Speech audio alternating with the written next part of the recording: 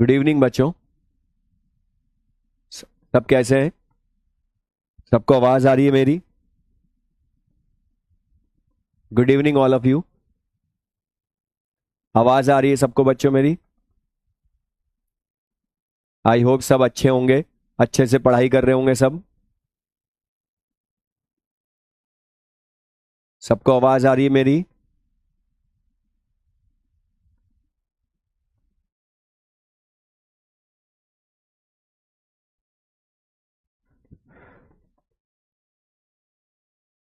तो बच्चों हमने लास्ट क्लास में स्टार्ट किया था केमिकल काइनेटिक्स, और केमिकल काइनेटिक्स में हमने पढ़ा था बच्चों कि रेट ऑफ रिएक्शन फाइंड कैसे करते हैं। अब हमने जो पढ़ा था बच्चों उसी को वापस से मैं बोल रहा हूं शॉर्ट में। हमने बोला रेट ऑफ रिएक्शन हम इस चैप्टर में पढ़ेंगे, और रेट ऑफ रिएक्शन हमने अभी तक इस चैप्टर में बच्चों पढ़ा है रेट ऑफ अपीरेंस या रेट ऑफ रिएक्शन की हेल्प से, या दूसरा बच्चों हमने पढ़ा है average rate of reaction and instantaneous rate of reaction.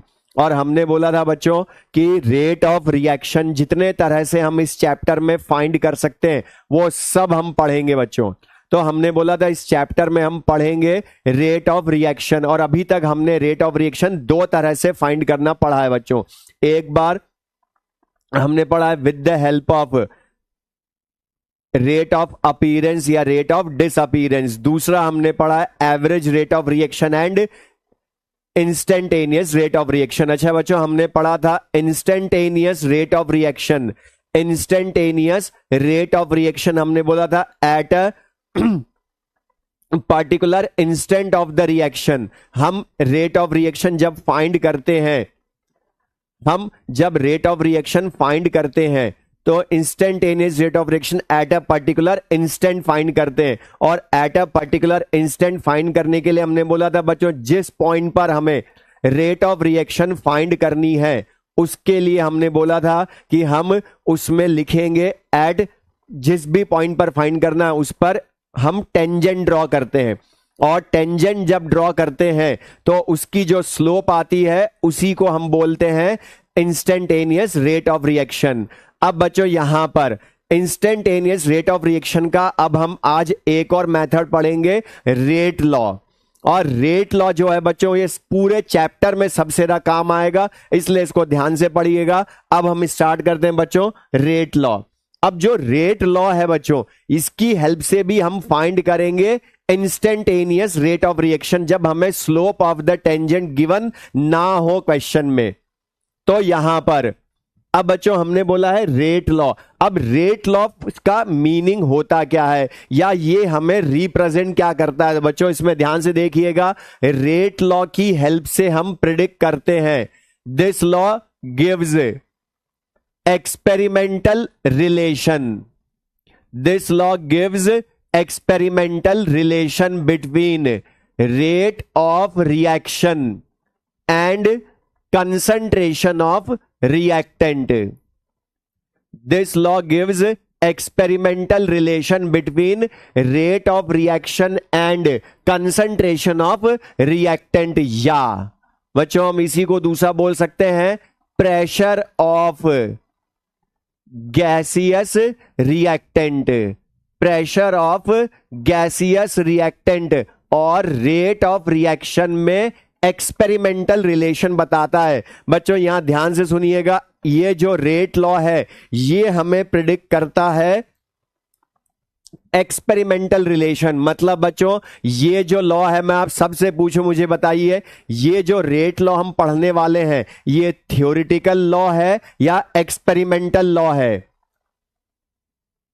तो बच्चों ये जो लॉ है वो है एक्सपेरिमेंटल लॉ। आप देख सकते हैं सबसे पहले मैंने लिखा experimental relation between rate of reaction and concentration of reactant या प्रेशर। लेकिन बच्चों हमने पढ़ा है प्रेशर सबके लिए यूज नहीं करते हैं, वो यूज करते हैं हम गैसियस रिएक्टेंट के लिए। मतलब बच्चों रेट लॉ का मतलब है कि रेट लॉ का मतलब है बच्चों ये है, हिंदी मीडियम वालों के लिए बोलूं तो वेग नियम या दर नियम।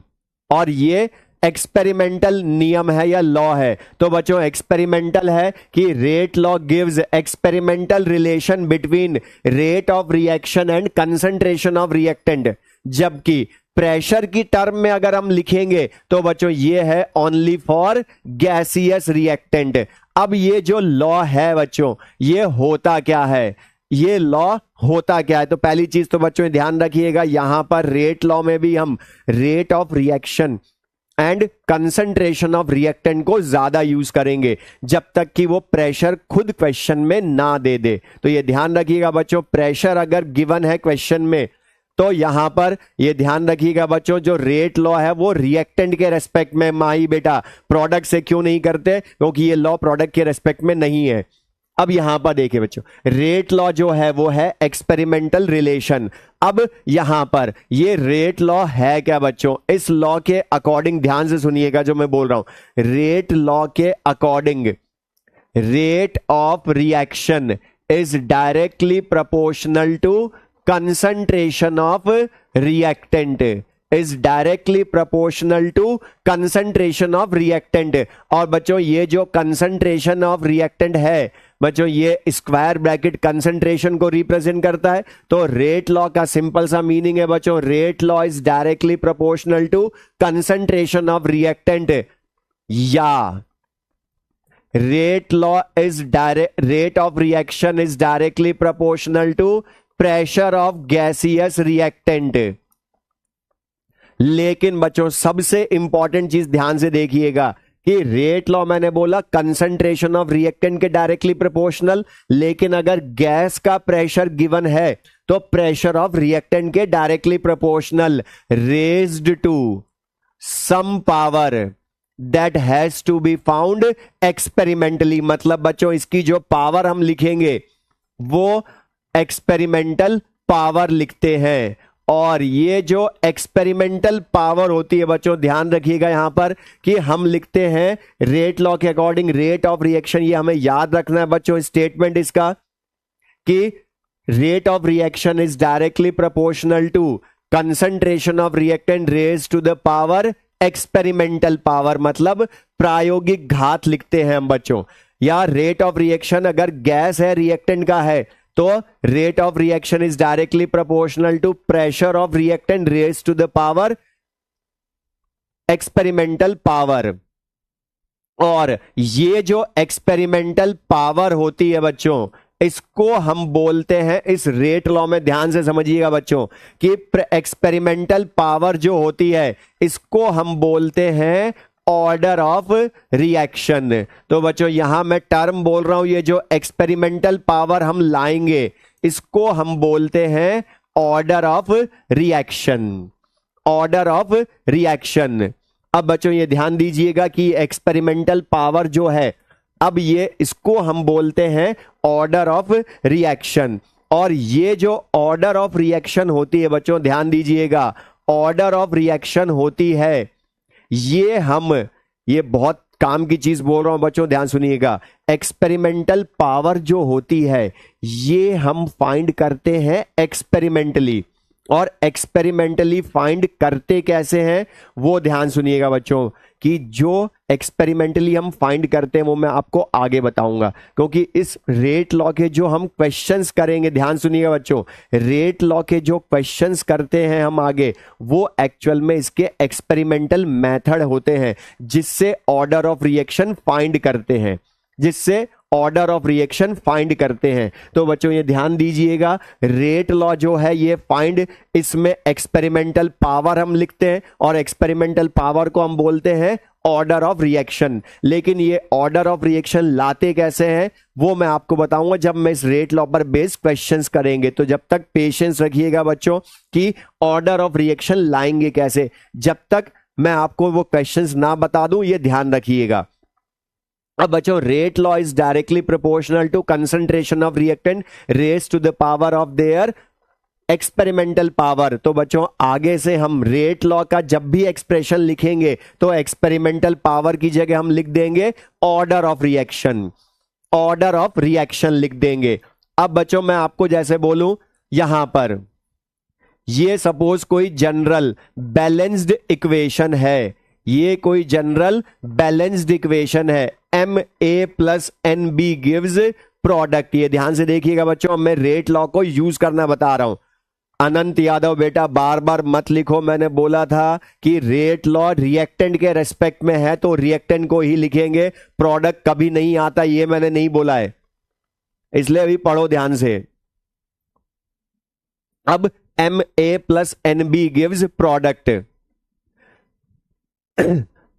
MA plus NB gives product. अब बच्चों MA plus NB gives product जो है ये बैलेंस्ड इक्वेशन में M और N ये उनके स्टाइकेमेट्रिक कोफिशिएंट्स हैं। स्टाइकेमेट्रिक कोफिशिएंट मतलब रस समीकरण मितीय गुणांक हैं। अब यहां पर ध्यान से देखिए बच्चों ये कि A और B जो हैं ये रिएक्टेंट हैं बैलेंस्ड इक्वेशन में, M और N उसके हैं स्टाइकेमेट्रिक कोफिशिएंट मतलब रस समीकरण मितीय गुणांक। अब यहां पर रेट ऑफ रिएक्शन जो होती है बच्चों ये होती है रेट ऑफ रिएक्शन। इस लॉ के अकॉर्डिंग मैं लिखूं तो रेट ऑफ रिएक्शन, अब बच्चों यहां आप देखेंगे दो रिएक्टेंट है, मतलब जितने रिएक्टेंट है सबकी कंसंट्रेशन रेट लॉ में लिखेंगे। अब यहां पर rate of reaction is directly proportional to concentration of reactant. अब बच्चों यहां दो रिएक्टेंट हैं इसलिए मैं कंसंट्रेशन ऑफ ए लिखूंगा और कंसंट्रेशन ऑफ बी लिखूंगा, कंसंट्रेशन ऑफ ए और बी लिखूंगा। लेकिन बच्चों कंसंट्रेशन ऑफ ए और बी मतलब रिएक्टेंट की पावर में लिखूंगा एक्सपेरिमेंटल पावर मतलब उनकी ऑर्डर ऑफ रिएक्शन। और ऑर्डर ऑफ रिएक्शन इनकी जो है बच्चों ये ध्यान रखिएगा जो मैं बोलने वाला हूं, ये हमने अभी बोला था कि ऑर्डर ऑफ रिएक्शन लाते कैसे हैं, ये हमने क्वेश्चंस हम करेंगे जब आगे इसके तब बताऊंगा। बट उसके पहले एक चीज ध्यान रखिएगा बच्चों, ये जो ऑर्डर ऑफ रिएक्शन है, ये जो ऑर्डर ऑफ रिएक्शन है इसको हम बोलते हैं बच्चों, ये जो ऑर्डर ऑफ रिएक्शन है, ऑर्डर ऑफ रिएक्शन जो होती है इसको, इसकी जो न्यूमेरिकल वैल्यू बच्चों ध्यान से देखिएगा, ऑर्डर ऑफ रिएक्शन जो वैल्यू होती है ये रिएक्टेंट प्रोडक्ट के स्टाइकेमेट्रिक कोफिशिएंट के इक्वल आ भी सकती है और नहीं भी आ सकती। मतलब ये एक्सपेरिमेंटल टर्म है बच्चों, इसलिए इसको एक्सपेरिमेंट से लाते हैं। और ऑर्डर ऑफ रिएक्शन में और may not be equal to stoichiometric coefficient, may और may not be equal to stoichiometric coefficient of reactant in balanced equation. मतलब बैलेंस समीकरण में क्रियाकारक के रस समीकरण मितीय गुणांकों के अभिक्रिया की कोटि ऑर्डर ऑफ रिएक्शन बराबर हो भी सकती है और नहीं भी हो सकती। अब बच्चों यहां ध्यान दीजिएगा, रेट ऑफ रिएक्शन जो है, और ये रेट लॉ पढ़ रहे हैं बच्चों हम कि rate of reaction is directly proportional to concentration of reactant raised to the power order of reaction, raised to the power order of reaction. और ये जो ऑर्डर है बच्चों ध्यान दीजिएगा, इसकी न्यूमेरिकल वैल्यू स्टाइकेमेट्रिक कोफिशिएंट के इक्वल हो भी सकती है और नहीं भी हो सकती। तो इसलिए ये ध्यान रखिएगा बच्चों कि ऑर्डर ऑफ रिएक्शन जो है वो इक्वल टू स्टाइकेमेट्रिक कोफिशिएंट हो भी सकती है और नहीं भी हो सकती। और हमने बोला बच्चों रेट लॉ से भी रेट ऑफ रिएक्शन ही लाते हैं, तो ये भी रेट लॉ भी रेट ऑफ रिएक्शन फाइंड करने का ही मेथड है। अब बच्चों यहां ध्यान देखिएगा, मैंने बोला ऑर्डर ऑफ रिएक्शन मे और may not be equal to stoichiometric coefficient of reactant in balanced equation. अब बच्चों यहां ध्यान से सुनिएगा, order of reaction stoichiometric coefficient मतलब m और n के इक्वल हो भी सकती है और नहीं भी हो सकती। लेकिन कब इक्वल होगी कब नहीं होगी ये डिसाइड करेगा क्वेश्चन, ये डिसाइड करेगा क्वेश्चन। हम आगे पढ़ेंगे बच्चों, अभी बस पेशेंस रखिएगा, ध्यान से मैं जो बोल रहा हूं आज हम इसको बहुत ध्यान से पढ़ना, मैं जो बोलने वाला हूं बच्चों, क्योंकि ये सब हम क्वेश्चन से प्रूव करेंगे, इसलिए ध्यान से समझिएगा। बिल्कुल मैं जो बता रहा हूं आगे मत भागिए, जो एक कमेंट बॉक्स में लिख रहे हैं फालतू चीजें कुछ मत लिखो, जो मैं बोल रहा हूं वो बहुत ध्यान से सुनिए, वरना कोई फायदा नहीं है मेरे पढ़ाने का। अब यहां पर मैं जो बोल रहा हूं बच्चों की ऑर्डर ऑफ रिएक्शन मे और may not be equal to stoichiometric coefficient of the reaction. अब बच्चों ऑर्डर ऑफ रिएक्शन जो होती है ये अब आगे पढ़ेंगे बच्चों, ध्यान से सुनिए बच्चों कि हमें कैसे पता चलेगा कि कब कोफिशिएंट के बराबर होगी ऑर्डर, कब अलग अलग होगी, ये डिसाइड करता है क्वेश्चन। और क्वेश्चन में हम आगे पढ़ेंगे बच्चों मैकेनिज्म ऑफ रिएक्शन, और मैकेनिज्म ऑफ रिएक्शन के अकॉर्डिंग रिएक्शंस दो टाइप की हम पढ़ेंगे, एलिमेंट्री एंड कॉम्प्लेक्स रिएक्शंस। अब एलिमेंट्री कौन सी होगी, कॉम्प्लेक्स कौन सी होगी, सब मैं आपको आगे बताऊंगा। और एलिमेंट्री रिएक्शंस के लिए कोफिशिएंट और ऑर्डर इक्वल हो सकती है, जबकि कॉम्प्लेक्स के लिए ऑर्डर और कोफिशिएंट इक्वल नहीं होते। दोबारा सुनिएगा बच्चों, एलिमेंट्री के लिए ऑर्डर और कोफिशिएंट इक्वल होते हैं, जबकि कॉम्प्लेक्स के लिए ऑर्डर और मॉलिक्यूलर ऑर्डर और कोफिशिएंट अलग अलग होते हैं। अब लेकिन एलिमेंट्री कॉम्प्लेक्स जो है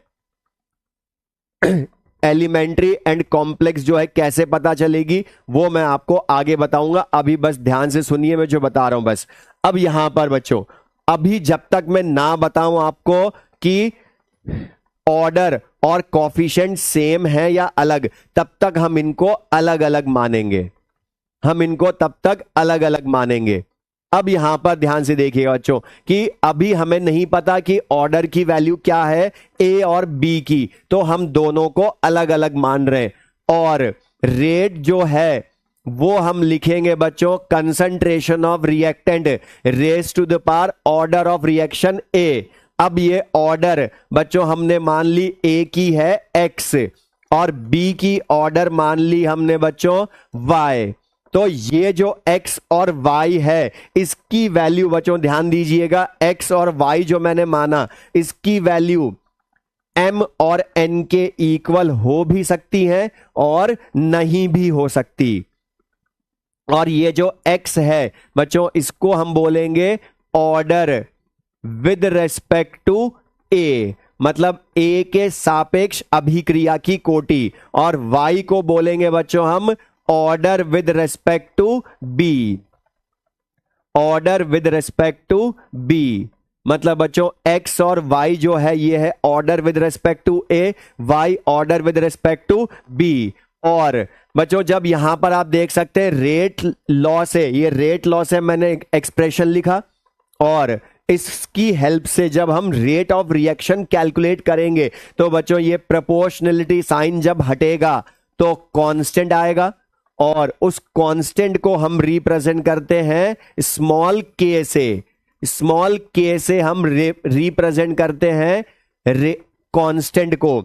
और ये प्रोपोर्शनलिटी जो कांस्टेंट है इसको हम बोलते हैं रेट कांस्टेंट, क्योंकि ये रेट के एक्सप्रेशन में आया बच्चों, रेट लॉ के एक्सप्रेशन में आया, इसलिए इसको बोलते हैं रेट कांस्टेंट, या इसी को हम बोल देते हैं बच्चों वेलोसिटी कांस्टेंट भी, क्योंकि रेट ऑफ रिएक्शन बोलूं या वेलोसिटी ऑफ रिएक्शन बोलूं बात एक ही होती है।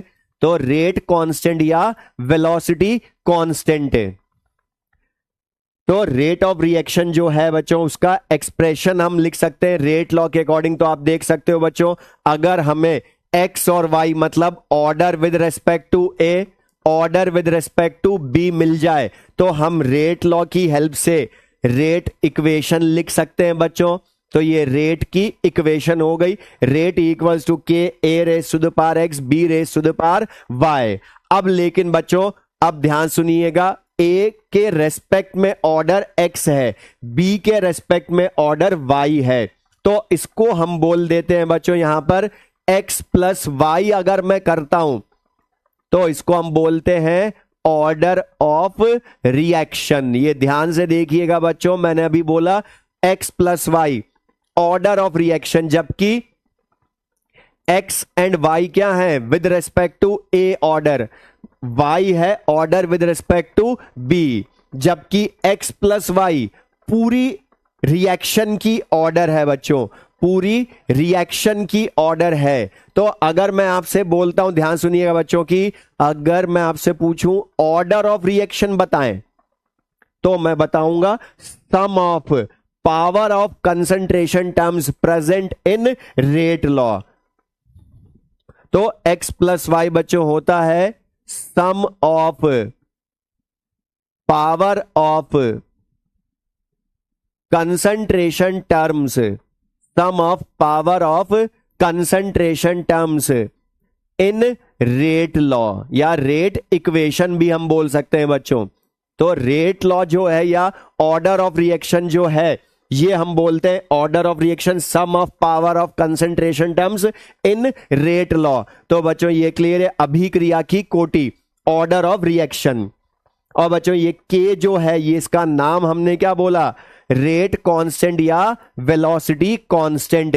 अब इसकी प्रॉपर्टीज क्या होती है वो तो हम आगे पढ़ेंगे बच्चों, लेकिन पहले बच्चों यहां तक सबको क्लियर है कि ऑर्डर ऑफ रिएक्शन जो है वो मे और may not be equal to stoichiometric coefficient. Hindi medium वालों के लिए बोलूं तो बच्चों, अभिक्रिया की कोटि क्रिया कारकों के रस समीकरणमितीय गुणांकों के बराबर या भिन्न भिन्न हो सकती है।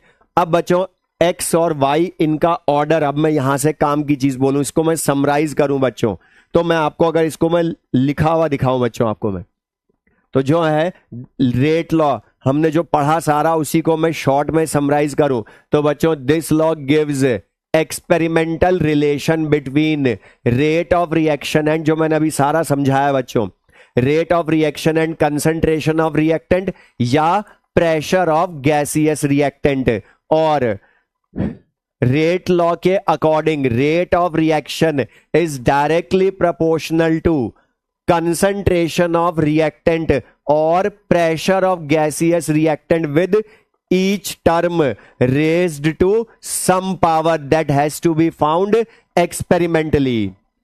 और ये एक्सपेरिमेंटल पावर जो होती है उसको हम बोलते हैं ऑर्डर ऑफ रिएक्शन। और rate of reaction rate law के अकॉर्डिंग बच्चों हम बोल सकते हैं is directly proportional to concentration of reactant raise to the power order of reaction, या rate of reaction pressure of reactant raise to the power order of reaction. लेकिन बच्चों ये प्रेशर जो है ये सबके लिए या ओनली फॉर गैसेज, तो ये ओनली फॉर गैसेज। और बच्चों हमने बोला कि the value of order of reaction may और may not be equal to the stoichiometric coefficient of the reactants. तो बच्चों ये क्लियर सबको ये, तो रेट लॉ जो है ये हमने बोला सिंपल सा मीनिंग। अब लेकिन इसमें जो हमने पढ़ा बच्चों अभी कि रेट लॉ के अकॉर्डिंग हम यूज क्या करते हैं, रेट ऑफ रिएक्शन लाते हैं, और x प्लस वाई को हम बोलते हैं बच्चों ऑर्डर ऑफ रिएक्शन, अभिक्रिया की कोटि, मतलब पूरी रिएक्शन की ऑर्डर, पूरी रिएक्शन की ऑर्डर। और पूरी रिएक्शन की ऑर्डर बच्चों होती है power of concentration terms present in rate law. अब बच्चों यहां एक ध्यान से सुनिएगा, अभी तो मैंने 2 रिएक्टेंट लिए, बट बच्चों अगर इसमें 3 रिएक्टेंट हो जाते ए बी सी, 3 रिएक्टेंट हो जाते ए बी सी, तो बच्चों 3 हो जाते तो मैं सी की पावर ऑर्डर ऑफ रिएक्शन एक और लिख देता, और सी की पावर जेड लिख देता, तो ऑर्डर। और अभी राहुल चौधरी बेटा x प्लस वाई ये होती है पूरी अभिक्रिया की कोटि, मतलब वेग नियम में उपस्थित घातों का योग, बस सिंपल से इतना सा है।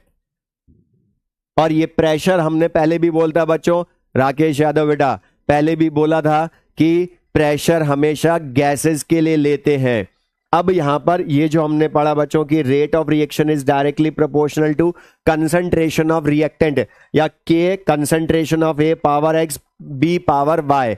अब यहां पर इसी में बच्चों हम नेक्स्ट करते हैं, और ये जो ऑर्डर ऑफ रिएक्शन है मुझे बताएं बच्चों, ये थियोरेटिकल टर्म है या एक्सपेरिमेंटल क्वांटिटी है?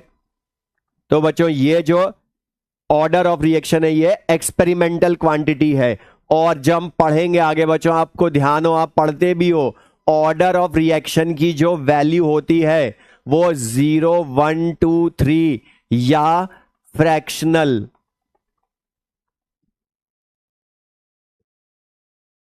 या फ्रैक्शनल हो सकती है। मतलब ये पॉइंट में भी हो सकती है बच्चों, क्योंकि ये एक्सपेरिमेंटल क्वांटिटी होती है। तो ऑर्डर ऑफ रिएक्शन 0 1 2 3 या फ्रैक्शनल हो सकती है। आपको ध्यान हो, आप पढ़ते हो बच्चों, और 0 ऑर्डर ऑफ रिएक्शंस या first order reactions, second order reactions, third order reactions.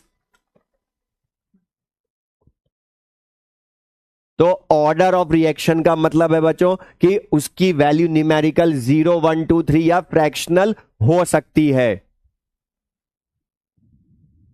और ऑर्डर ऑफ रिएक्शन, यहां ध्यान रखिएगा बच्चों, हमने बोला एक्सपेरिमेंटल क्वांटिटी होती है। तो 0 1 2 3 फ्रैक्शनल मतलब 1/2, 3/2, 2/3 ये भी हो सकती हैं। और order of reaction can be negative, मतलब और अभिक्रिया की कोटि नेगेटिव भी हो सकती है with respect to a particular reactant. मतलब किसी रिएक्टेंट, मतलब क्रिया कारक के सापेक्ष, with respect to a particular reactant, order of reaction can be fractional, can be negative, sorry, order of reaction with respect to a reactant can be negative with respect to a particular reactant, but overall order of reaction, overall order of reaction cannot be negative। अब बच्चों इस line का meaning समझिएगा कि order of reaction can be negative, but किसी एक reactant के respect में हो सकती है, but overall order of reaction can not be negative. अब बच्चों इसका मतलब क्या है ओवरऑल ऑर्डर ऑफ रिएक्शन? कि बच्चों मैं अगर बोलूं एक्स, अगर बात करते हम, तो ये है with respect to A only. Y बोलूं तो with respect to B only. और एक्स का मतलब है किसी रिएक्टेंट के रेस्पेक्ट में नेगेटिव हो सकती है, बट इनका सम कभी नेगेटिव नहीं हो सकता। इनका सम कभी नेगेटिव नहीं हो सकता, मतलब अकेले रिएक्टेंट की नेगेटिव हो सकती है, बट ओवरऑल ऑर्डर मतलब sum of power of concentration terms कभी भी नेगेटिव नहीं होगा। इसलिए बच्चों order of reaction can be negative with respect to a particular reactant, but overall order reaction cannot be negative। तो बच्चों ये क्लियर है सबको? ये ऑर्डर ऑफ रिएक्शन जो है किसी एक रिएक्टेंट ए या बी के रेस्पेक्ट में नेगेटिव हो सकती है, बट ओवरऑल नेगेटिव नहीं होती। अब बच्चों जो हमने अभी रेट लॉ पढ़ा, अब जो हमने अभी पढ़ा बच्चों रेट लॉ, उसके according rate equals to K A raise to the power x B raise to the power Y. ये हमने अभी पढ़ा बच्चों रेट लॉ इस reaction M A plus N B gives product के लिए, इस रिएक्शन के लिए पढ़ा। अब इसको मैं यहां से आपसे क्वेश्चन पूछा हूं, सोच के बोलिएगा बच्चों, जल्दबाजी मत कीजिएगा। यहां पर अब मैं आपसे बोल रहा हूं rate equals to K A raise to the power x B raise to the power Y, और X order of with respect to A, Y order with respect to B. अब बच्चों मैं आपसे बोलूं, अगर सबसे पूछा बच्चों मुझे बताइएगा, अगर मैं इस रिएक्शन में रिएक्टेंट प्रोडक्ट की कंसंट्रेशन को 1 ले लूं, बच्चों कंसंट्रेशन ऑफ रिएक्टेंट प्रोडक्ट को 1 ले लूं, तो मुझे बताइए बच्चों अगर मैं 1 ले लूं तो रेट ऑफ रिएक्शन किसके इक्वल होगी? रेट ऑफ रिएक्शन किसके इक्वल होगी मुझे बताइए बच्चों।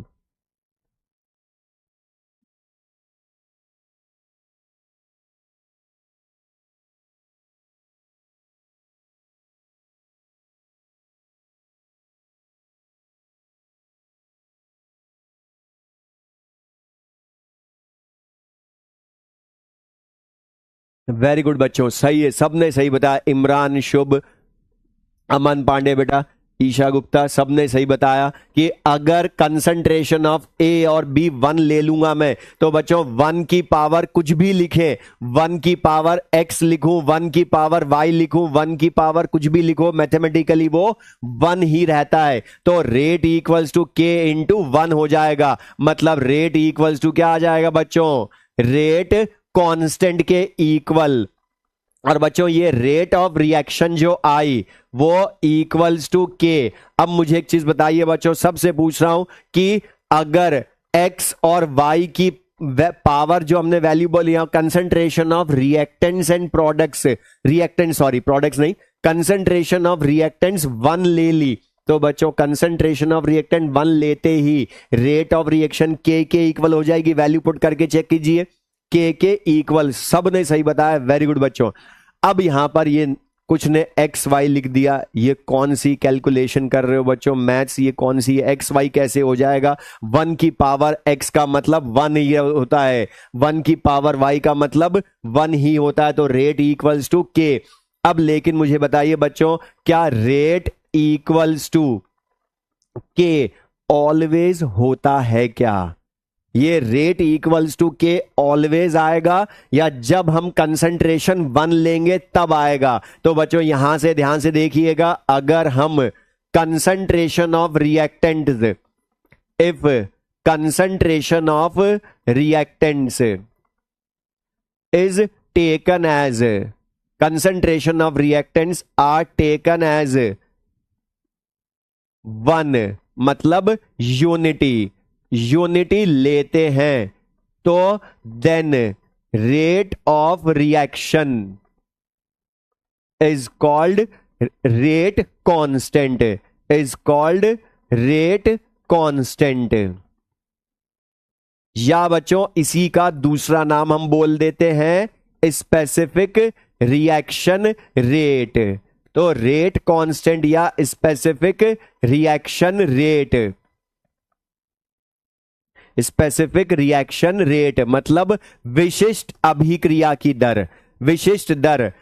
अब बच्चों यहां पे देखिएगा ध्यान से, हमने क्या बोला, यूनिटी लेंगे तभी बोलेंगे बच्चों, अगर यूनिटी के 1 के अलावा कुछ और ले लिया तो फिर रेट इक्वल्स टू के नहीं आएगा। तो जब रेट कंसंट्रेशन 1 लेंगे तभी रेट इक्वल्स टू के आता है। तो बच्चों तभी हमने बोला if concentration of reactants are taken as unity, मतलब 1 लेते हैं, तो rate of reaction is called rate constant, क्योंकि बच्चों rate of reaction rate constant के बराबर, और स्पेसिफिक रिएक्शन रेट। अब लेकिन बच्चों इसको स्पेसिफिक रिएक्शन रेट बोला क्यों, स्पेसिफिक रिएक्शन रेट बोला क्यों, तो ये ध्यान से सुनिएगा बच्चों।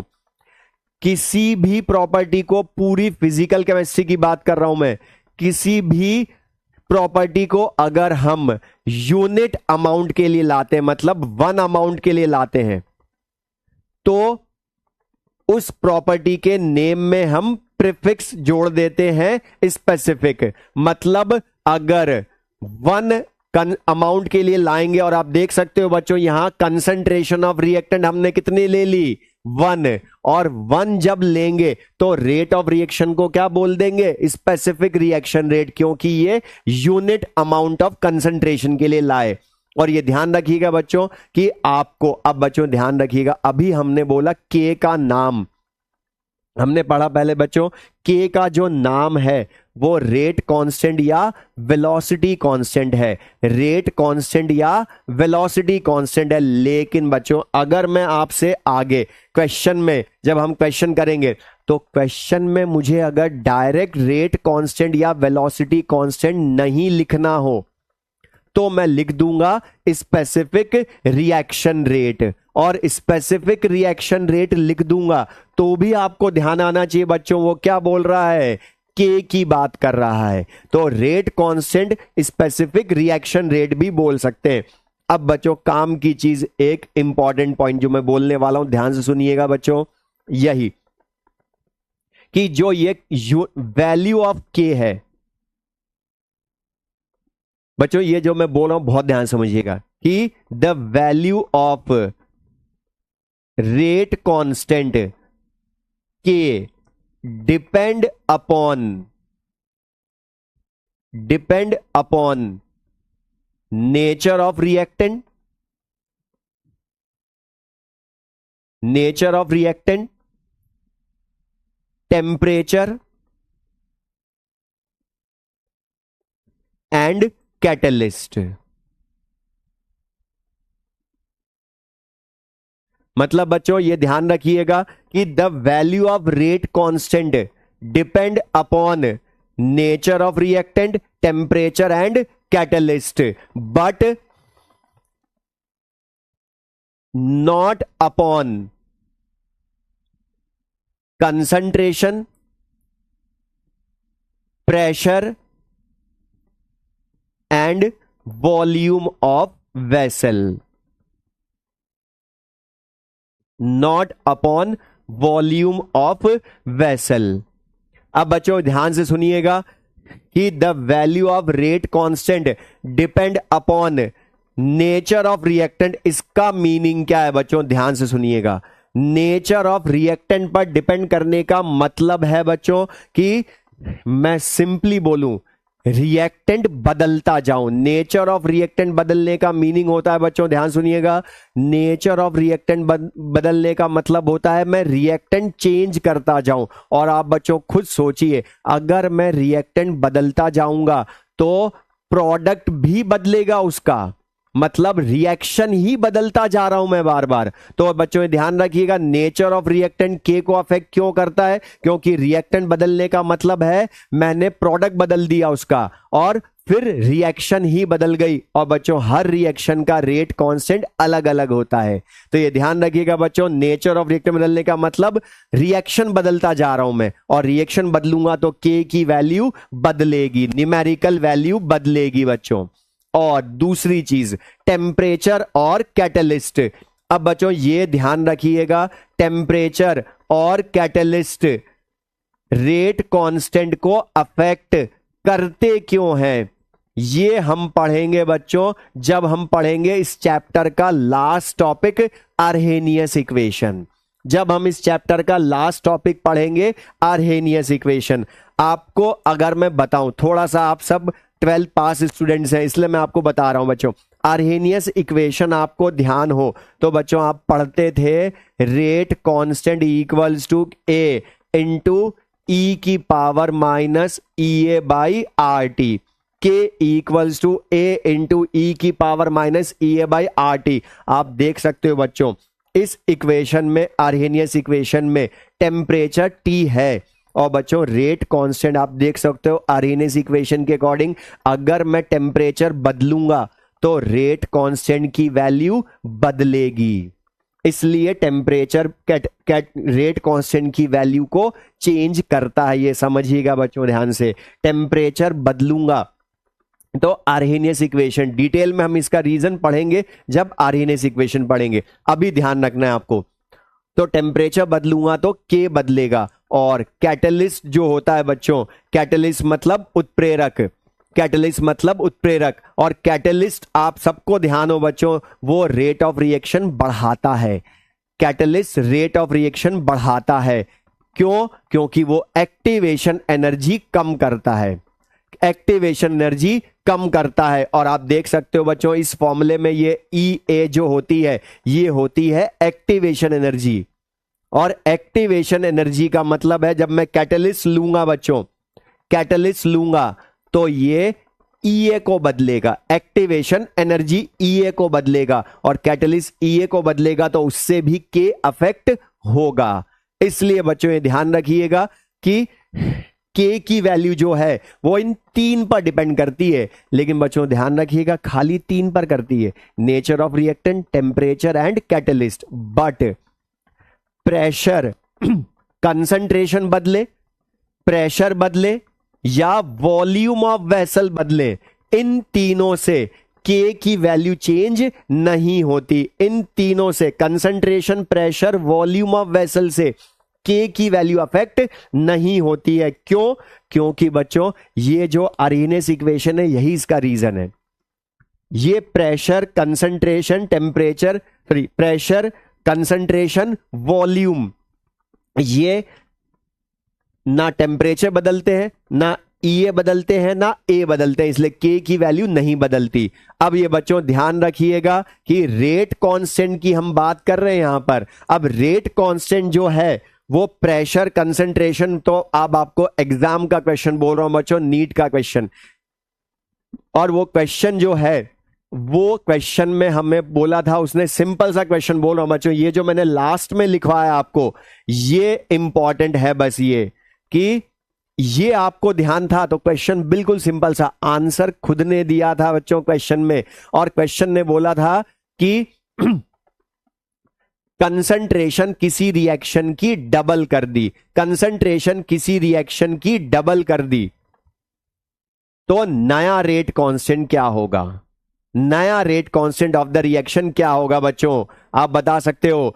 कंसंट्रेशन पर रेट कांस्टेंट डिपेंड ही नहीं करता, और नहीं करता तो कंसंट्रेशन डबल करो, हाफ करो, प्रेशर बढ़ाओ घटाओ, उससे के की वैल्यू नहीं बदलेगी, वॉल्यूम से भी के की वैल्यू नहीं बदलती है। इसलिए बच्चों यहां ध्यान रखिएगा, value of K depend upon, इन तीन चीजों पर डिपेंड करती है।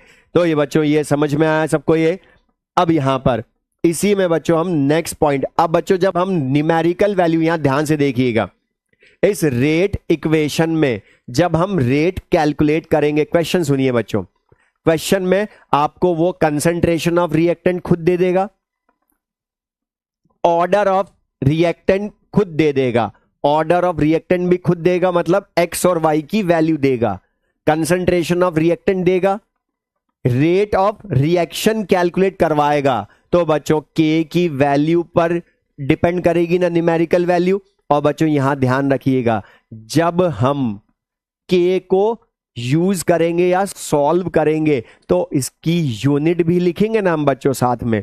तो इसका नेक्स्ट क्वेश्चन बच्चों होगा यूनिट ऑफ रेट कांस्टेंट लिखना, यूनिट ऑफ रेट कांस्टेंट मतलब वेलोसिटी कांस्टेंट या रेट कांस्टेंट स्मॉल के। और बच्चों ये ध्यान रखिएगा, ये रेट कांस्टेंट को हम स्मॉल के से लिखते हैं, तो रेट कांस्टेंट स्मॉल के लिखेंगे बच्चों, यूनिट इसकी। अब मैं आपको क्वेश्चन की फॉर्म में इसकी थ्योरी बता रहा हूं। सपोज बच्चों मैं आपको बोलूं ये कोई है रिएक्शन,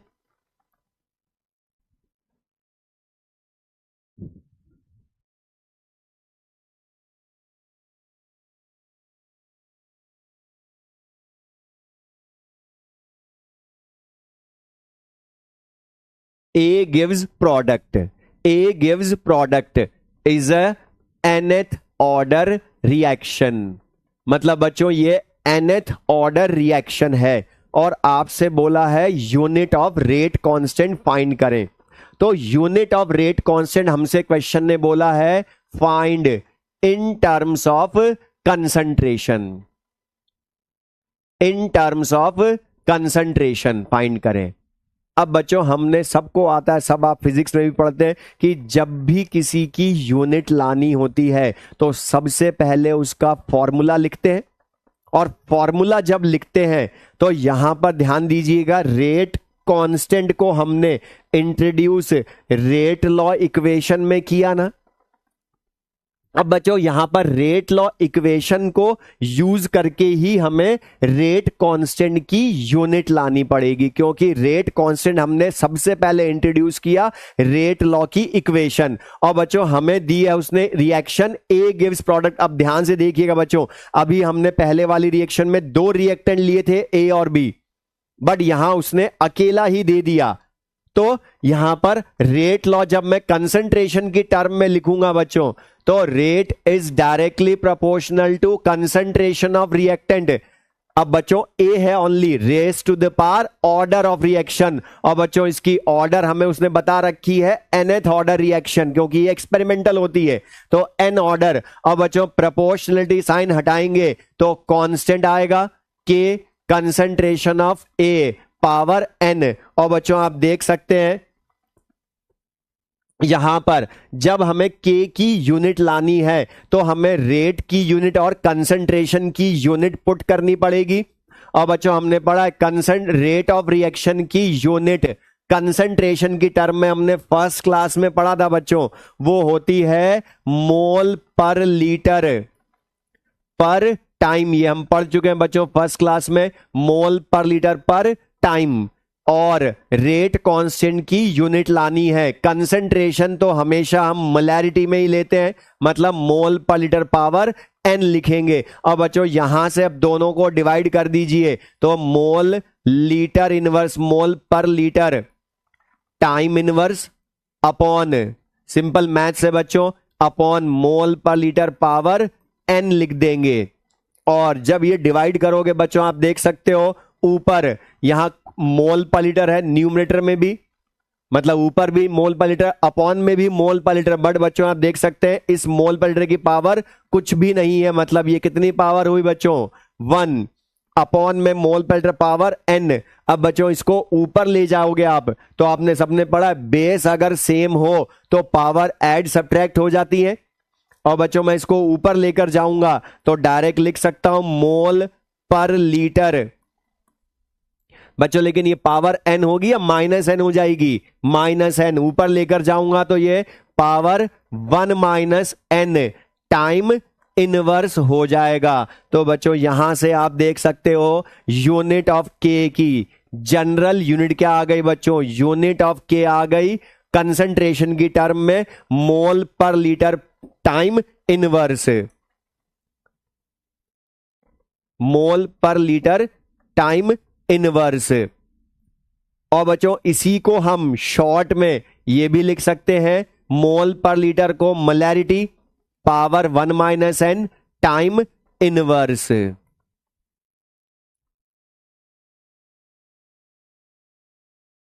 तो बच्चों हम ये तो मैंने अभी पूरा सॉल्व करके बताया आपको कि यूनिट ऑफ के हम लाएंगे कैसे, लेकिन बच्चों इसको आगे से डायरेक्ट ध्यान रख सकते हैं, मोल पर लीटर टाइम इनवर्स, मोल पर litre power 1 minus n time inverse, या शॉर्ट में मोल पर लीटर को मोलैरिटी भी लिख सकता हूं power 1 minus n time inverse. अब बच्चों यहां से मैं आपसे पूछूं, इसमें मुझे ध्यान से देख के बताइए बच्चों ये n क्या है, इसमें इस यूनिट में जनरल यूनिट में ये n है क्या बच्चों, बच्चों ये इस यूनिट में n है ऑर्डर ऑफ रिएक्शन, हमने लिखा है बच्चों ये nth ऑर्डर रिएक्शन है। और बच्चों अभी हमने बोला है कि order of reaction can B 0, 1, 2, 3 और फ्रैक्शनल।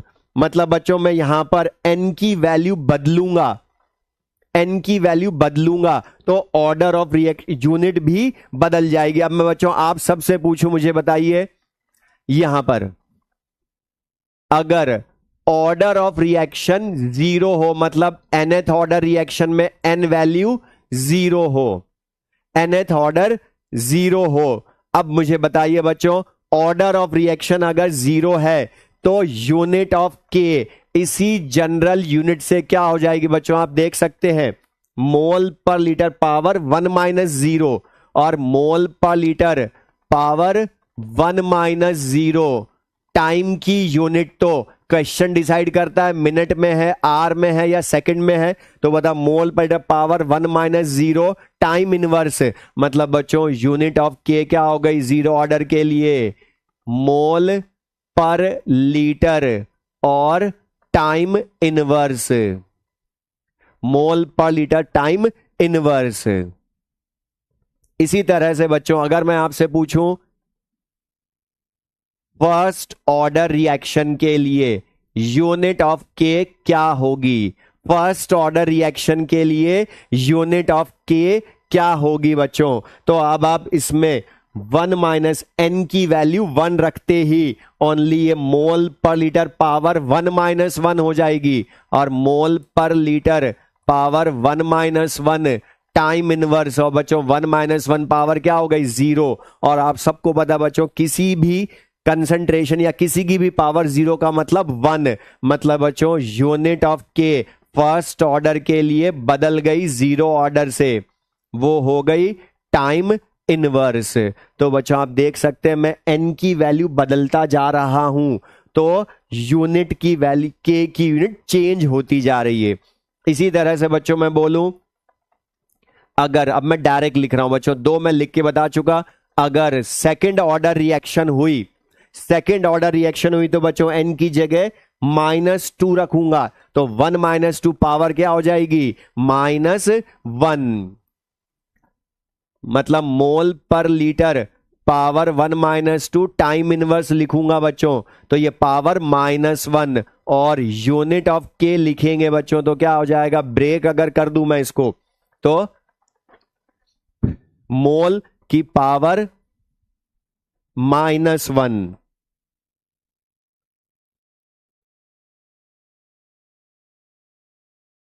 मोल की पावर -1, लीटर की पावर 1 टाइम इनवर्स। मतलब बच्चों आप देख सकते हैं फिर से यूनिट बदल गई, mole inverse litre time inverse.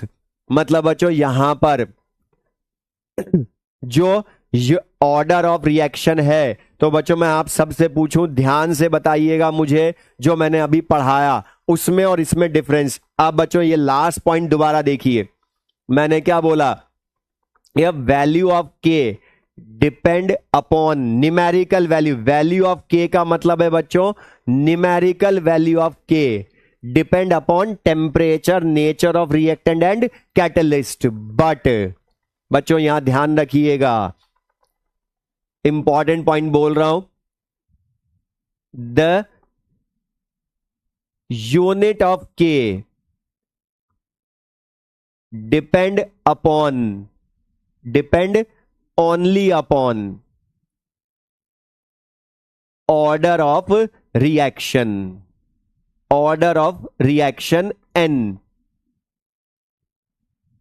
तो ये बच्चों बहुत ध्यान से पढ़िएगा कि उसने क्वेश्चन में न्यूमेरिकल वैल्यू ऑफ के बोला है या तुम्हें बोला है उसने यूनिट ऑफ के, क्योंकि बच्चों यहां पर यूनिट ऑफ के जो है बच्चों वो हो जाएगी, डिपेंड करती है only upon order of reaction. Unit of K depend only upon order of reaction, जबकि numerical value depend upon temperature, nature of reactant and catalyst. तो बच्चों ये क्लियर है बच्चों, ये अब बच्चों ये समझ में आया।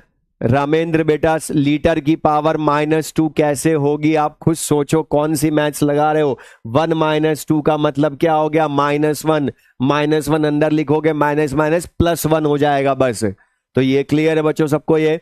अब ये तो हमने बोला यूनिट ऑफ के डिपेंड किस पर करती है, लेकिन बच्चों हम यहां ध्यान से देखिए, ये हमने यूनिट लिखी है इन टर्म्स ऑफ कंसंट्रेशन, इसलिए रेट लॉ को भी हमने कंसंट्रेशन की टर्म में लिखा था। अब लेकिन बच्चों मैं आपसे पूछूं दूसरा, इसी रिएक्शन ए गिव्स प्रोडक्ट की यूनिट ऑफ के, अब मैं आपसे पूछूं find in terms of pressure, in terms of pressure,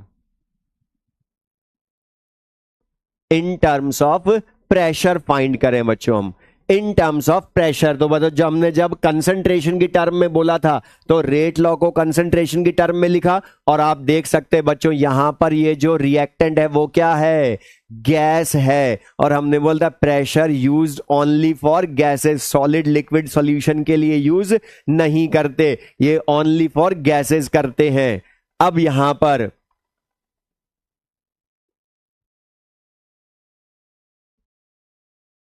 बच्चों इन टर्म्स ऑफ प्रेशर लाएंगे, और इन टर्म्स ऑफ प्रेशर जब लाएंगे तो रेट लॉ जो लिखेंगे वो लिखेंगे rate of reaction is directly proportional to pressure of reactant gaseous, और प्रेशर ऑफ रिएक्टेंट बच्चों यहां कौन है, A raise to the power order of reaction N, और रेट प्रोपोर्शनलिटी साइन जब हटेगा तो कांस्टेंट आएगा K P A raise to the power N लिख देंगे। अब बच्चों यहां पर रेट जो है इसकी यूनिट, जब प्रेशर की टर्म में रेट लॉ लिखा तो प्रेशर के लिए भी रेट जब लिखेंगे तो बच्चों यहां पर प्रेशर की टर्म में रेट की यूनिट हमने जब कंसंट्रेशन थी बच्चों तो मोल पर लीटर टाइम इनवर्स लिखा था, लेकिन जब प्रेशर है तो एटीएम टाइम इनवर्स, क्योंकि हम सबसे ज्यादा प्रेशर एटीएम में लेते हैं। के लाना है हमें यूनिट, प्रेशर की यूनिट भी फिर प्रेशर की टर्म में लिखेंगे। अब बच्चों जहां इसमें कंसंट्रेशन था मोल पर लीटर, वहां इसमें अब प्रेशर हो गया। और के की वैल्यू जब लाएंगे तो बच्चों डिवाइड करेंगे इसको atm time inverse upon atm power n. और बच्चों आप देख सकते हैं ऊपर भी एटीएम है, अपॉन में भी एटीएम है, ऊपर कुछ नहीं लिखा इसलिए पावर 1 मान ले। तो बच्चों यहां से यूनिट ऑफ के इन टर्म्स ऑफ प्रेशर वो आ जाएगी बच्चों atm power 1 minus n time inverse.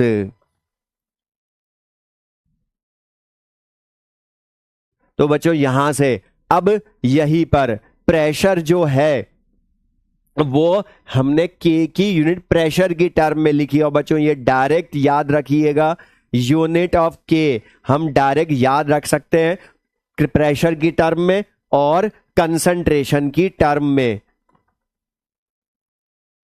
और ज्यादा काम आएगी बच्चों ये कंसंट्रेशन की टर्म में, क्योंकि कंसंट्रेशन ही मोस्टली हमें देता है।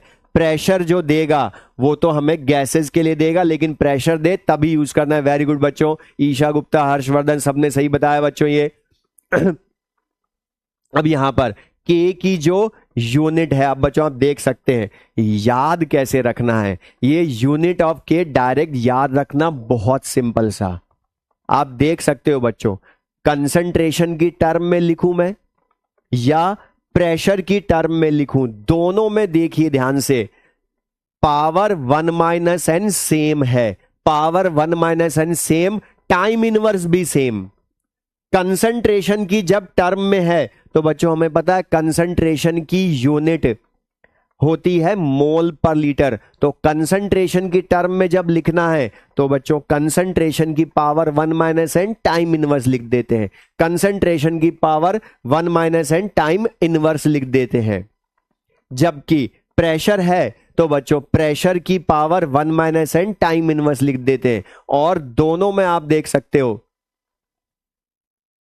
यहां पर सब में time inverse same, 1 minus n same है पावर। तो बच्चों याद रखना बहुत सिंपल सा है, कंसंट्रेशन की power 1 minus n time inverse या प्रेशर की power 1 minus n time inverse.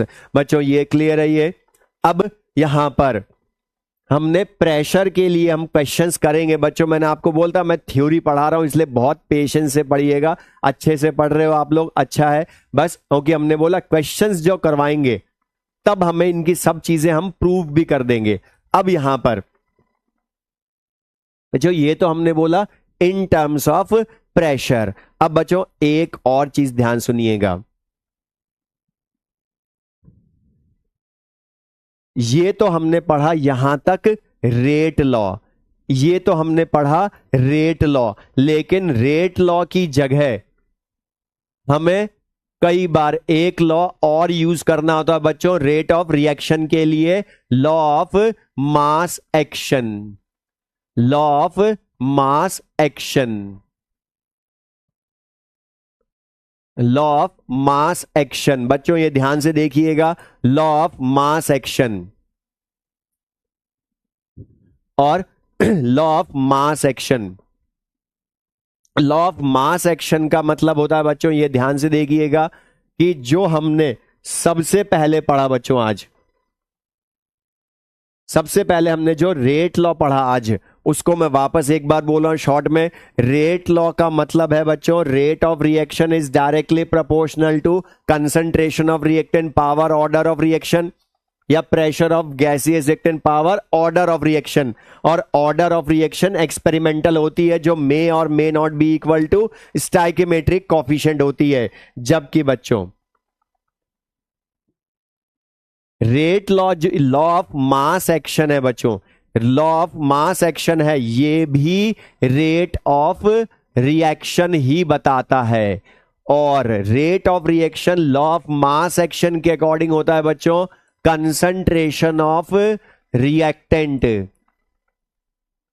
या लॉ ऑफ मास एक्शन के according rate of reaction is directly proportional to pressure of gaseous reactant, concentration of reactant या pressure of gaseous reactant raise to the power of their stoichiometric coefficients, raise to the power of their stoichiometric coefficients. मतलब बच्चों यहां ध्यान से देखिएगा, law of mass action में जो है, लॉ ऑफ मास एक्शन जो है, इसमें rate of reaction directly proportional to concentration of reactant या प्रेशर ऑफ रिएक्टेंट, लेकिन यहां है raise to the power stoichiometric coefficients, raise to the power of their stoichiometric coefficients. और स्टाइकियोमेट्रिक कोफिशिएंट मतलब बच्चों रस समीकरण मितीय गुणांक। अब ये जो है ये क्या है, लॉ ऑफ मास एक्शन। अब जैसे मैं बच्चों आपको इसको यूज करना बताऊं, पहले ये ध्यान से समझिएगा कि अगर सपोज ऐसे बोलूं, इस लॉ के अकॉर्डिंग अगर मैं आपको लिख कर दे दूं M A plus N B gives product, मतलब M A plus N B gives product. और जब ये लिखूंगा बच्चों यहां पर मैं, तो ये जो m और n है ये बैलेंस्ड इक्वेशन में स्टाइकियोमेट्रिक कोफिशिएंट्स हैं, बैलेंस्ड इक्वेशन में स्टाइकियोमेट्रिक कोफिशिएंट्स हैं। अब rate, law of mass action के अकॉर्डिंग रेट लिखूंगा बच्चों में, तो rate proportional to concentration of reactant. अब बच्चों यहां रिएक्टेंट दो हैं और उनके स्टाइकियोमेट्रिक कोफिशिएंट ही पावर में रखेंगे। और बच्चों कोफिशिएंट कितना है, m और n। तो लॉ ऑफ मास एक्शन के अकॉर्डिंग बच्चों rate is directly proportional to concentration of reactant power m और concentration of b power n लिख देंगे, क्योंकि अब दो रिएक्टेंट है बच्चों इसमें। और प्रोपोर्शनलिटी साइन हटेगा तो बच्चों यहां भी कांस्टेंट आएगा, और वो होता है यहां पर भी रेट कांस्टेंट ही, K A raise to the power m B raise to the power n। और बच्चों ये जो रेट इक्वेशन लिखी ये हमने लिखी लॉ ऑफ मास एक्शन से, लॉ ऑफ मास एक्शन से। जबकि बच्चों यहां पर पहले वाला जो था रेट लॉ, उसमें हमने ऑर्डर ऑफ रिएक्शन लिखी थी। तो बच्चों ये क्लियर है, ये अनुराग गढ़वाल बेटा, यहां पर मैंने दोनों रिएक्टेंट को क्यों लिखा, क्योंकि यहां रिएक्शन मैंने अलग ली, अलग रिएक्शन थी, ए गिव्स प्रोडक्ट थी, इसलिए रेट लॉ में एक को ही लिखा था। अगर यहां भी एक होगा तो मैं एक ही रिएक्टेंट लिखूंगा। अब बच्चों यहां से मैं आपसे एक क्वेश्चन पूछूं, ध्यान से मुझे बताइएगा कि ये जो रेट लॉ हमने इक्वेशन लिखी, ये हमने रेट इक्वेशन जो लिखी बच्चों, ये लॉ ऑफ मास एक्शन के अकॉर्डिंग लिखी ना।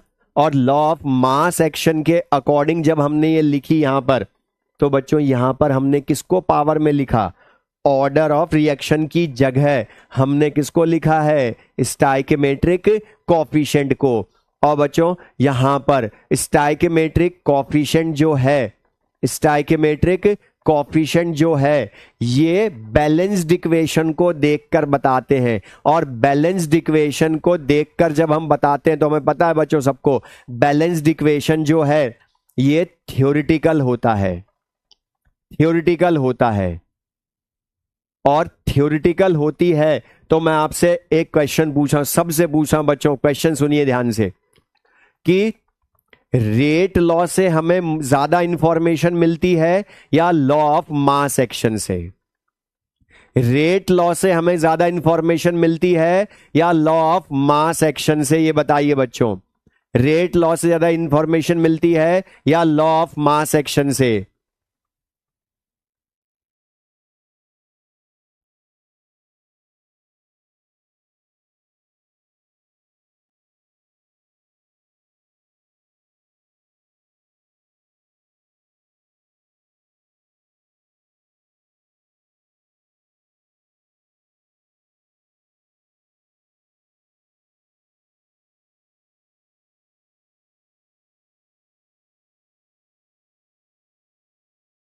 अब बच्चों यहां ध्यान से देखिएगा, वेरी गुड बच्चों, रेट लॉ, सबने सही बताया, वेरी गुड बच्चों। क्यों? क्योंकि बच्चों rate law is more informative than law of mass action, because rate law बच्चों मुझे बताइए थ्योरेटिकल लॉ है या एक्सपेरिमेंटल लॉ है?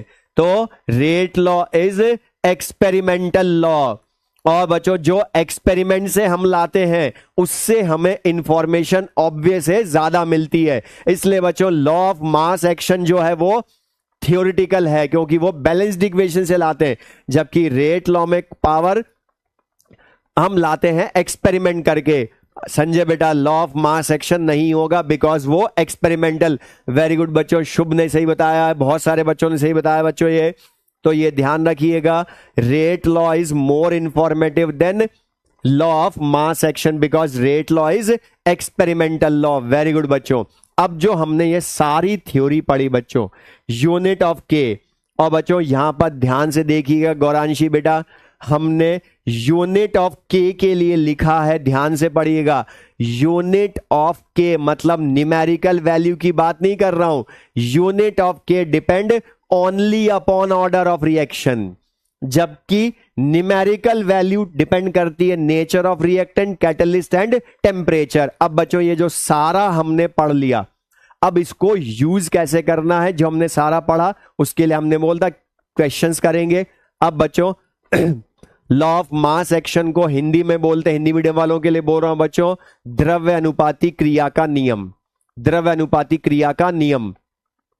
अब बच्चों अब इसके क्वेश्चंस हम करते हैं, जिससे हमने जो सारी थ्योरी पढ़ी वो सब क्लियर होगा, जो हमने पढ़ा उसको अप्लाई करना भी आएगा। अब बच्चों क्वेश्चन करते हैं हम। अब आपके सामने क्वेश्चन है बच्चों, ध्यान से देखिएगा, हमें लिखकर दिया है उसने किसी रिएक्शन का, किसी रिएक्शन का बच्चों लिखा है rate law, rate equals to K A raise to the power half, और हमने बोला था बच्चों की order of reaction can be fractional, मतलब पॉइंट में हो सकती है। तो बच्चों यहां हमें रेट लॉ खुद ने लिख कर दिया है, और हमने बोला था रेट लॉ जो है बच्चों वो एक्सपेरिमेंटल होता है, ऑर्डर ऑफ रिएक्शन एक्सपेरिमेंटल होती है, इसलिए उसने खुद ने लिख कर दिया। और आप पढ़िए बच्चों, हमसे क्या पूछा है, यूनिट ऑफ के ऑफ रिएक्शन, यूनिट ऑफ के ऑफ रिएक्शन। अब बच्चों अभी हमने पढ़ा है कि रेट लॉ में जो यूनिट ऑफ के जो होती है, यूनिट ऑफ के, अब बच्चों यहां देख सकते हैं यूनिट ऑफ के लानी है, रेट लॉ खुद ने लिखकर दे दिया, और आप देख सकते हो बच्चों ये कंसंट्रेशन की टर्म में लिखा है, कंसंट्रेशन की टर्म में लिखा, और हमने पढ़ा है बच्चों यूनिट ऑफ के जो होती है वो होती है मोल पर litre power 1 - n time inverse. और बच्चों यहां पर n की वैल्यू अभी हमने सबसे पहले बोला था बच्चों, ऑर्डर ऑफ रिएक्शन होती है sum of power of concentration terms of in rate law. अब बच्चों यहां sum of power of concentration terms in rate law जब लिखेंगे तो बच्चों आप देख सकते हो ये जो n है ये होती है ऑर्डर ऑफ रिएक्शन, और ये होती है sum of power of concentration terms in rate law, तो half plus half. Very good बच्चों, सबका सही है ये। तो ऑर्डर की वैल्यू क्या हो गई बच्चों 1, और 1 रख देंगे हम इसमें n की जगह, तो यूनिट ऑफ के रह जाएगी ओनली टाइम इनवर्स। बट बच्चों अभी कुछ स्टूडेंट्स ने, ये सब ने सही बताया, वेरी गुड बच्चों ये, लेकिन कुछ स्टूडेंट्स ने लिख दिया सेकंड इनवर्स, और ये ध्यान रखिएगा बच्चों second inverse, minute inverse, are inverse कुछ भी हो सकती है यूनिट ऑफ के, वो डिपेंड करेगा क्वेश्चन ने ऑप्शन में आंसर कौन सी यूनिट में दिया है। अनमोल बेटा सेकंड इनवर्स हो सकता था अगर वो सेकंड में लिखता, तो हमें नहीं बताया इसलिए हमने टाइम इनवर्स बोला। तो बच्चों ये क्लियर है सबको, ये समझ में आया। अब आगे हम करते, क्योंकि हमने बोला बच्चों यूज करना इनको बहुत इजी सा है, बस आपको पढ़ना ध्यान से। नेक्स्ट क्वेश्चन बच्चों,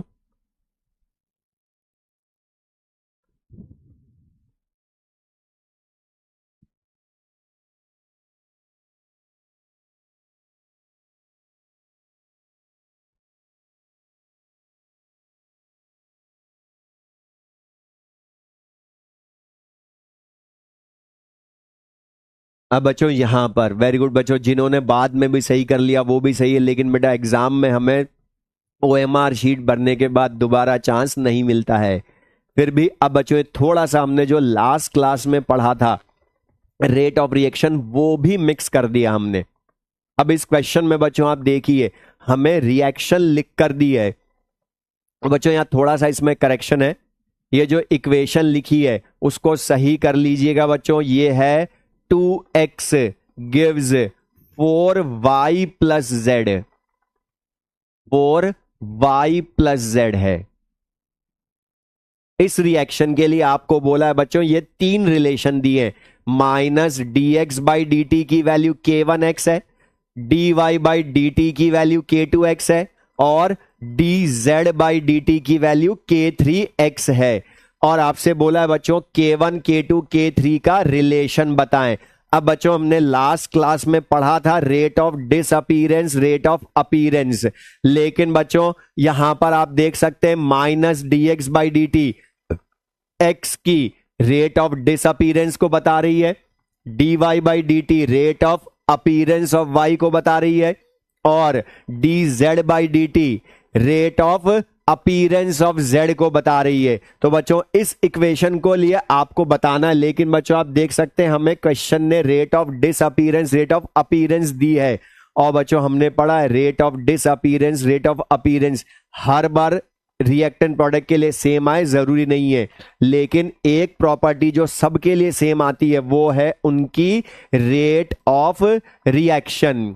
अब बच्चों रेट ऑफ रिएक्शन लिखूंगा तो कोएफिशिएंट से भी डिवाइड करते हैं, तो half into minus dx by D T लिखेंगे बच्चों, क्योंकि rate of reaction x y z तीनों के रेस्पेक्ट में सेम होगी। वेरी गुड बच्चों, मैक्सिमम ने सही कर लिया। अब रेट ऑफ रिएक्शन ही अकेली प्रॉपर्टी है जो x y z के रेस्पेक्ट में सेम होती है, जो हमने लास्ट क्लास में पढ़ा था वो भी यूज हो गया। अब बच्चों z का कोएफिशिएंट 1 है, इसलिए 1 से डिवाइड करें चाहे ना करें कोई फर्क नहीं पड़ेगा। और बच्चों ये हमने लिखा क्यों, ये क्वेश्चन ने बताया था इसलिए लिखा हमने। अब बच्चों dx by minus dx by D T की वैल्यू k1x है, तो minus dx by D T की जगह k1x कंसंट्रेशन लिख दें। 1/4 dy बाई डी टी की जगह k2x कंसंट्रेशन दिया है और dz बाई डी टी की जगह k3x कंसंट्रेशन दिया है। अब बच्चों आप देख सकते हैं तीनों में x कंसंट्रेशन कॉमन है, तो ये कैंसिल आउट हो जाएगा और यहां से बच्चों रिलेशन जो आएगा वो आ जाएगा k1/2 equals to k2/4 equals to k3। अब बच्चों यहां पर k1/2 equals to k2/4 equals to k3, ये हमें आ गया। अब ऑप्शन चेक कीजिएगा बच्चों, अगर यही आंसर हो ऑप्शन में तो यही आंसर फ्रैक्शनल ही, भिन्नात्मक आंसर ही हो जाएगा। लेकिन अगर होल नंबर मतलब पूर्णांक संख्या में हो तो बच्चों यहां पर हम इसको सॉल्व जब करेंगे k1/2 k2/4 और k3 को होल नंबर में चेंज करेंगे, होल नंबर में चेंज करेंगे। और बच्चों ध्यान सुनिएगा, जब भी किसी फ्रैक्शनल वैल्यूज को होल नंबर में बदलना हो तो आपको सिंपल सा एक चीज करनी है, उनके एलसीएम से मल्टीप्लाई कर दीजिएगा। और बच्चों आप देख सकते हैं 1/2 1/4 1 का एलसीएम 4 ही आएगा और इनटू एलसीएम कर दोगे आप तो हर जगह वो होल नंबर में बदल जाएगा फ्रैक्शनल से, और इनटू 4 कर देंगे बच्चों तो फर्स्ट को हो जाएगा 2k1 equals to k2 equals to 4k3। तो फाइनल आंसर हो गया बच्चों 2k1 equals to k2 equals to 4k3। Very good बच्चों, सबका सही है। तो यहां पर ये समझ में आया बच्चों, ये तो यहां पर हमें ये सब लिख कर दिया था उसने, तो dx बाई डी टी की value, dy by D T, dz by D T की वैल्यू अलग अलग थी, लेकिन हमने पढ़ा है कि रेट ऑफ रिएक्शन अकेली प्रॉपर्टी है जो एक्स वाई जेड के लिए सेम होगी, इसलिए हमने रेट ऑफ रिएक्शन का एक्सप्रेशन लिखकर वैल्यू पुट की और होल नंबर में बदल दिया। तो बच्चों ये क्लियर है सबको ये? और डीएन ब्रांड, बेटा नाम खराब मत करो डीएन सर का। नेगेटिव कहां गया, उसने पढ़ तो लो क्वेश्चन ढंग से, सर गुस्सा हो जाएंगे कि डी मेरा नाम खराब कर रहा, बच्चा पढ़ नहीं रहा। वो पढ़ो ध्यान से। नेगेटिव तो minus D x by D T की वैल्यू ही k1x है, dy बाई डी टी की वैल्यू k2x है। तो बच्चों ये D x by D T minus D x by D T की जगह k1x रखा है। तो बच्चों ये सबको क्लियर है, ये समझ में आया बच्चों? ये अब सबका सही है बच्चों। नेक्स्ट क्वेश्चन हम करते हैं अब।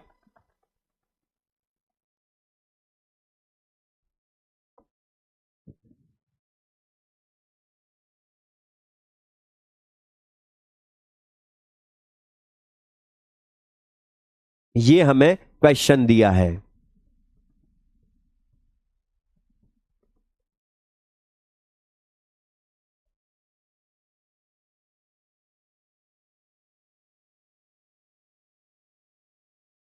अविनाश बेटा तुम्हारा भी सही है।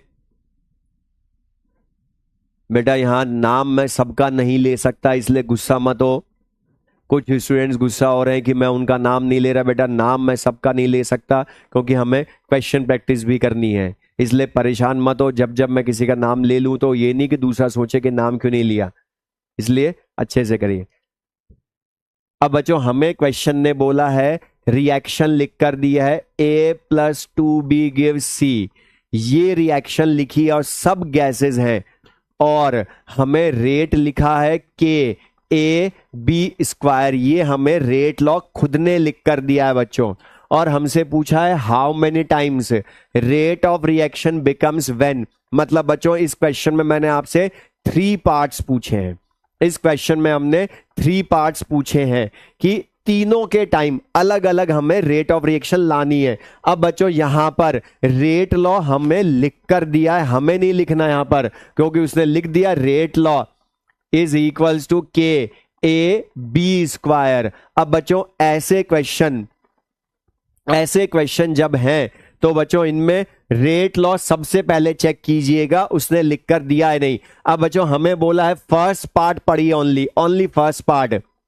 Concentration of both A and B are doubled. मतलब बच्चों A की कंसंट्रेशन डबल की है, B की डबल की है।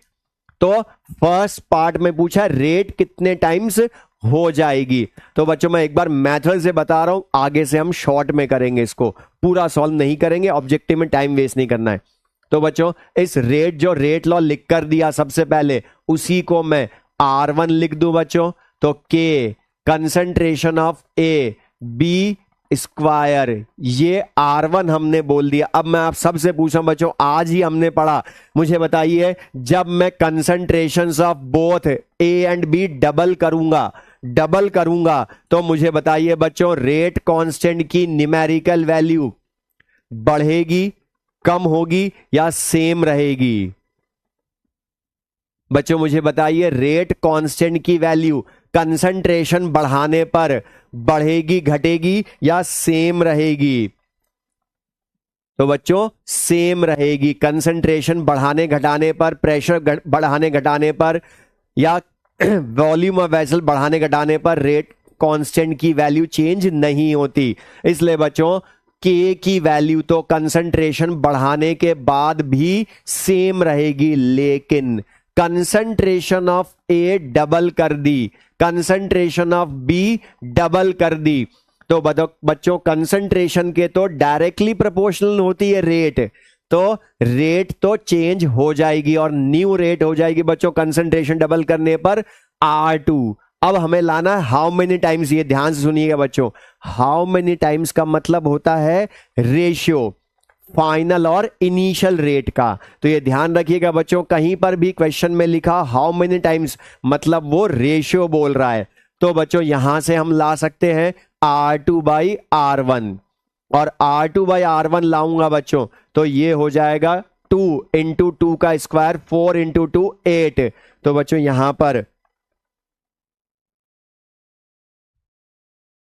हम लिख सकते हैं R2 के concentration of AB² upon KA। R1 की वैल्यू पुट कर दें बच्चों एक्सप्रेशन में, और ये सब कट जाएंगे तो खाली कितना टाइम्स हो गया बच्चों? 8 टाइम्स। तो फर्स्ट का आंसर 8 टाइम्स हो जाएगा, मतलब नई रेट पुरानी रेट का 8 टाइम्स हो जाएगी बच्चों। तो फर्स्ट वाले में अगर मैं आपसे पूछता रेट कांस्टेंट कितना टाइम्स हो जाएगा, तो रेट कांस्टेंट चेंज नहीं होगा, लेकिन रेट ऑफ रिएक्शन तो कंसंट्रेशन पर डिपेंड करती है, इसलिए वो हो जाएगी 8 टाइम्स। तो बच्चों फर्स्ट पार्ट जो है वो हमारा हो गया 8 टाइम्स। अब लेकिन बच्चों सेकंड पार्ट में देखिए ध्यान से, एग्जाम में तीनों में से कोई एक क्वेश्चन पूछेगा, तीनों में से कोई एक क्वेश्चन पूछेगा। अब बच्चों ऑब्जेक्टिव में अगर ये होगा तो मैं इतना सारा सॉल्व नहीं करूंगा, डायरेक्ट देखिए बच्चों, अगर मैं खुद सोचिए मैं a को डबल कर रहा हूं तो 2 की पावर 1 मतलब 2 ही बाहर आएगा, 2 की पावर 2 मतलब 2 की पावर 2 मतलब 4 इंटू 2 8 बाहर आएगा, तो डायरेक्ट 8 टाइम्स लिख सकते हैं। इसी तरह से अब लेकिन सेकंड में देखिए बच्चों, यहां पर क्या लिखा है, only pressure of B becomes 1/3 of its initial value, मतलब बच्चों यहां पर ए का प्रेशर नहीं बदला है, ओनली बी का बदला है। अब बट बच्चों यहां कंसंट्रेशन है या प्रेशर है? प्रेशर है। तो बच्चों इस सेकंड पार्ट में प्रेशर बदला है, तो जो रेट लॉ होगा बच्चों, रेट लॉ जो होगा उसमें हम कंसंट्रेशन की जगह लिखेंगे प्रेशर। पहली चीज तो बच्चों प्रेशर लिखेंगे, क्योंकि अब हमने बोला था प्रेशर कब यूज करना है कब नहीं करना है ये डिसाइड करेगा क्वेश्चन ओनली। अब आपको प्रेशर दिया तो बच्चों यहां मैं लिख दूंगा P A power 1 P B power 2 लिखूंगा। और बच्चों प्रेशर बदलने पर भी रेट कांस्टेंट नहीं बदलता, लेकिन रेट ऑफ रिएक्शन बदलेगी। लेकिन ए का प्रेशर वही रखा, लेकिन बी का कितना कर दिया? 1/3। तो बच्चों आप देख सकते हैं 1/3 कर दिया, मतलब 1/3 का स्क्वायर बाहर आएगा, मतलब बच्चों ये हो जाएगा 1/9। 1/9 के P A P B square, मतलब बच्चों ये R1 ही हो गया। तो बच्चों आप देख सकते हैं R2 की वैल्यू क्या आ गई? 1/9 टाइम्स ऑफ R1, मतलब बच्चों फर्स्ट पार्ट में तो कंसंट्रेशन बढ़ाई थी इसलिए रेट 8 टाइम्स हो गई, लेकिन सेकंड में 1/9 टाइम्स हुई। अब बच्चों इन तीनों में से अगर मैं सबसे अच्छा क्वेश्चन बोलूं आपको तो वो है थर्ड क्वेश्चन इसका, तो वो है इसका थर्ड क्वेश्चन, क्योंकि इसमें ध्यान से देखिए बच्चों हमने चेंज किया किसको है, इसमें हमने चेंज किया है वॉल्यूम ऑफ वेसल। इसमें समझिएगा बच्चों सबसे अच्छा क्वेश्चन अगर मैं बोलूं तो ये है थर्ड, कि वॉल्यूम ऑफ वेसल को 1/5 कर दिया इसकी इनिशियल वैल्यू का, वॉल्यूम को 1/5 करा है बच्चों। अब ये थर्ड वाला जो पार्ट है बच्चों इसको समझिएगा कि हमें रेट लॉ लिख कर दिया है उसने, rate k A B square. Third part अगर मैं बोलता हूं बच्चों तो रेट हमें लिख कर दिया रेट लॉ के ए बी स्क्वायर, मतलब हमें रेट लॉ लिखा हुआ है, और इसको हम बोल सकते हैं बच्चों R1। अब हमें बोला है वॉल्यूम ऑफ वेसल, पहले का 1/5 टाइम्स कर दिया। अब मुझे बताइए बच्चों, हमें सबको पता है कि वॉल्यूम ऑफ गैसेस खुद का होता है या equal to volume of vessel होता है? तो वॉल्यूम ऑफ वेसल के इक्वल होता है। और बच्चों वॉल्यूम ऑफ वेसल जब बदलेगा तो 1/5 टाइम्स वॉल्यूम हुआ। और बच्चों आप देख सकते हैं ये पूरी रिएक्शन A+2B गिव्स प्रोडक्ट जो है ये दोनों गैसेस हैं, और बच्चों ए और बी गैस का जो वॉल्यूम होगा वो वेसल के वॉल्यूम के इक्वल होगा। इसलिए जब बच्चों वॉल्यूम ऑफ वेसल 1/5 टाइम्स हो गया, 1/5 टाइम्स तो हमने पढ़ा है बच्चों, कंसंट्रेशन होती है मोल बाय वॉल्यूम, मतलब कंसंट्रेशन वॉल्यूम के इनवर्स होती है बच्चों, और कंसंट्रेशन वॉल्यूम के इनवर्स है, कंसंट्रेशन वॉल्यूम के इनवर्स, मतलब बच्चों वॉल्यूम 1/5 टाइम्स हुआ, मतलब घटाया, कम किया, तो बच्चों जितने टाइम्स वॉल्यूम घटा उतने टाइम्स कंसंट्रेशन बढ़ जाएगी, तो कंसंट्रेशन 5 टाइम्स होगी। बट बच्चों मुझे बताइए, क्या वॉल्यूम 1/5 टाइम्स होने पर कंसंट्रेशन 5 टाइम्स तो हो जाएगी, लेकिन बताइए बच्चों कंसंट्रेशन 5 टाइम्स ए की होगी या बी की होगी या दोनों की 5 टाइम्स बढ़ेगी, ए और बी दोनों की? तो ध्यान से समझिएगा बच्चों, कंसंट्रेशन 5 टाइम्स हो गई क्योंकि वॉल्यूम 1/5 टाइम्स हुआ, और दोनों ए और बी सेम वेसल में है, दोनों ए और बी सेम वेसल में है, इसलिए कंसंट्रेशन ए एंड बी दोनों की 5 टाइम्स हो जाएगी बच्चों, क्योंकि दोनों के लिए सेम वेसल है, इसलिए वॉल्यूम ऑफ वेसल दोनों के लिए बढ़ रहा है, घट रहा है, तो कंसंट्रेशन दोनों के लिए बढ़ेगी। तो बच्चों यहां से R1 की वैल्यू, लेकिन वॉल्यूम बदलने पर भी रेट कांस्टेंट नहीं बदलेगा, लेकिन 5 times of concentration of A, 5 times concentration of B. अब बच्चों आप देख सकते हैं 5 × 5 का स्क्वायर 25 × 5, मतलब ये हो जाएगा 125 ए बी स्क्वायर, मतलब बच्चों यहां से R2 की वैल्यू आ जाएगी 125 टाइम्स ऑफ R1। तो बच्चों यहां पर ये तीनों क्वेश्चंस हमने किए, नेक्स्ट क्लास में हम इसके एक्चुअल और भी क्वेश्चन करेंगे। जो हमने पढ़ा ऑर्डर ऑफ रिएक्शन, हमने बोलता कि न्यूमेरिकली लाएंगे हम। अब यहां पर ध्यान सुनिएगा बच्चों, ये जो हमने पढ़ लिया, अब इस पर बेस्ड आप मॉड्यूल में एक्सरसाइज 1 में क्वेश्चंस कर सकते हैं, एक्सरसाइज 1 में इसके क्वेश्चंस आप कर सकते हैं मॉड्यूल में से होमवर्क, लेकिन उसमें बस एक चीज का ध्यान रखिएगा बच्चों कि जो ऑर्डर ऑफ रिएक्शन वाले क्वेश्चन है वो भी आपको नहीं करने, आपको करने only rate of disappearance, rate of appearance वाले क्वेश्चन, जो हमने लास्ट क्लास में जैसे हमने किया था। तो सुशांत बेटा होमवर्क मैंने दे दिया आज तुम्हें कि जो हमने पढ़ लिया रेट ऑफ डिसअपीयरेंस, अपीयरेंस, वहां तक के क्वेश्चन हमने करने हैं, ठीक है बच्चों ये। और टेस्ट का सिलेबस मैंने आपको बता दिया था बेटा, कि वापस एक बार बोल देता हूं, मोल कॉन्सेप्ट पूरा आएगा और केमिकल काइनेटिक्स में जहां तक हम पढ़ लेंगे वहां तक आएगा, और वॉल्यूम हमें दिया था। और बच्चों इस क्वेश्चन को एक बार और बोल रहा हूं, वॉल्यूम से दिया था, लेकिन वॉल्यूम से हमें रेट का कोई रिलेशन नहीं पता, हमें पता है या तो कंसंट्रेशन का या प्रेशर का, इसलिए वॉल्यूम से हमने कंसंट्रेशन लाए, उसको फिर हमने रेट लॉ में यूज किया। ठीक है बच्चों, थैंक यू, बाकी नेक्स्ट क्लास में पढ़ेंगे।